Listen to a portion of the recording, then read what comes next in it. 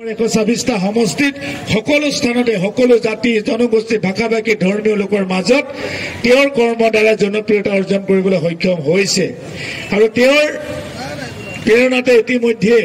আমাৰ প্ৰতিটো জাতি জনগোষ্ঠী প্ৰতিটো ভাষা ভাষী দিন দৰিদ্ৰ দুখীয়া নিচলা অকৰা অজলা শিক্ষিত অশিক্ষিত সকলো লোকেই সকলো মানুহে ইতিমধ্যে তেওঁলোকে স্কিম পাবলৈ সক্ষম হৈছে গতিকে মই আশা ৰাখিছো আমি ডিগবৈ সমষ্টিৰ পৰা অতি কমেও 50ৰ পৰা 60,000 ভোটৰ ব্যৱধানত এবাৰ সৰ্বানন্দ সোণোৱাল জয়ী হ'ব লিড কৰিব লাগিব 50ৰ পৰা 60,000 ভোটত গতিকে আন্তৰিকতাই আপোনালোকে লাগিছে তাৰ কাৰণে হলাগিছো আৰু ইয়াত নাৱে নহয় বিস্তাৰকে হওক আমাৰ প্ৰভাৰীয়ে হওক তেখেতসকলে যথেষ্ট কষ্ট কৰিছে তেখেতসকলক ধন্যবাদ দিছো আৰু আশা ৰাখিছো এইবাৰ ডিব্ৰুগড় লোকসভা সমষ্টিৰ পৰা প্ৰতিনিধিত্ব কৰা ভাৰতীয় জনতা পাৰ্টি আৰু বিজেপি প্ৰাৰ্থী তথা মিত্ৰ দলৰ প্ৰাৰ্থী সৰ্বানন্দ সোণোৱাল ডাঙৰীয়াই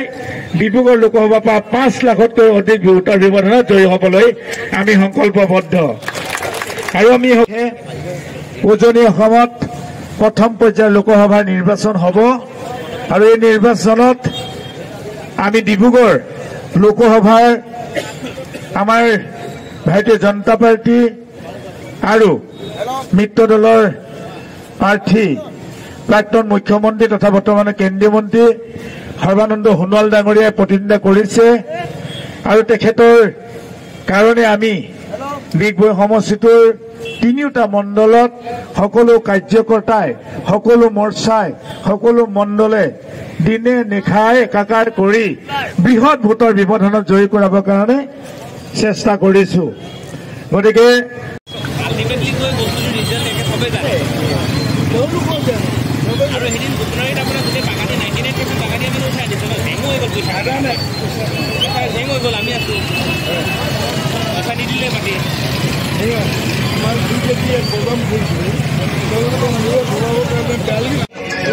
মুকলি কৰিব বিচাৰিছো তাৰ আগে এটাই কথা আপোনালোকে যদি মানে বেয়া নাপায় দুখনকৈ বাইক গ'লে খুব ভাল হ'ব পাছৰ বাইকখনে আগবাঢ়িবলৈ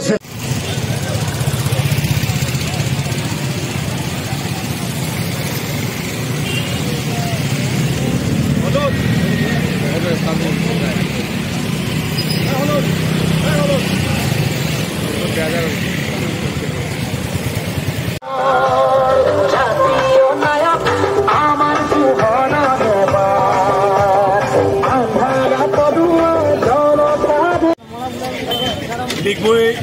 সমষ্টিটোৰ আজি তিনিটা মণ্ডলত বৃহৎ বাইক ৰেলী ডিগবৈ মণ্ডল ডিংৰাই মণ্ডল আৰু বুঢ়ীদিহিং মণ্ডল আৰু প্ৰতিটো মণ্ডলতে হাজাৰ হাজাৰ আমাৰ ভাৰতীয় জনতা পাৰ্টীৰ কাৰ্যকৰ্তাসকল ওলাইছে আৰু বিশেষকৈ আমি যিসকল আমন্ত্ৰণ কৰিছে তেওঁলোকে আহিছে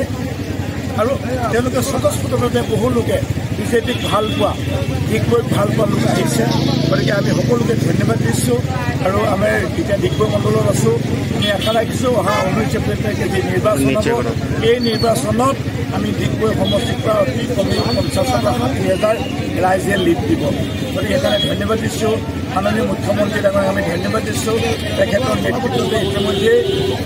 সমগ্ৰ অসমৰ 126টা সমষ্টিতে সমগ্ৰ সমন্বয় হৈছে গতিকে নৰেন্দ্ৰ মোদী ডাঙৰীয়াক আমি ধন্যবাদ দিছোঁ তেখেতৰ সবল নেতৃত্বত সমগ্ৰ ভাৰতবৰ্ষই আজি বিশ্ব দৰবাৰত এখন শক্তিশালী ৰাষ্ট্ৰৰূপে তেওঁলোকে ত্বৰান্বিত কৰাত তেওঁলোকে তেখেতৰ যথেষ্ট অৰিহণা আছে আমি তেখেতক আমি ধন্যবাদ দিছোঁ ইয়াৰ পৰা আৰু সকলোকে ধন্যবাদ জনাইছোঁ সৰ্বানন্দ সোণোৱাল ডাঙৰীয়াক আগতীয়াকৈ শুভেচ্ছা জনাইছোঁ তেখেতে অন্ততঃ 5 লাখ ভোটৰ বিপক্ষত